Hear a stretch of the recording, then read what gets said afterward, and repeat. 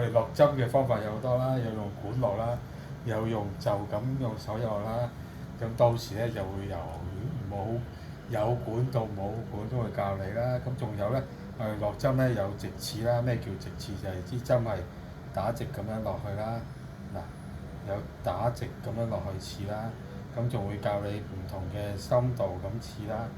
好，跟住咧，我哋仲會有斜刺啦。點解要斜刺？到時候會講啦。嗱，咁樣叫斜刺啦，係啦，或者咁樣叫斜刺啦，係啦。好，咁仲有咧，我哋仲會平刺啦。平刺到時仲會講有咩用啦。好，咩叫平刺咧？就知貼住啲肉咁樣刺啦，係啦。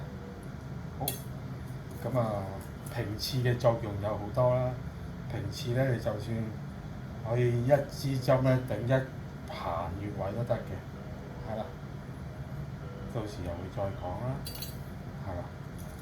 咁呢啲甚至乎咧，最簡單再簡單啲咧，咁譬如好似有粒瘡咧，人人都啱用啦。有粒瘡有粒蚊爛咧，我哋都可以吉粒瘡，教你點樣吉暗瘡啦、吉蚊爛啦、吉針吉有局部嘅濕疹啦，係啦，係啦。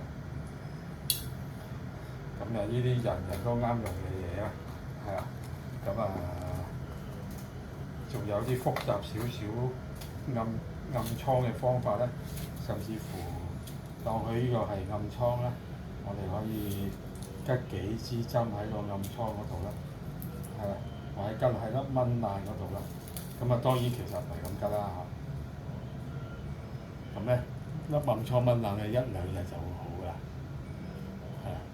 到時仲有其他內容嘅，上堂就會知㗎啦。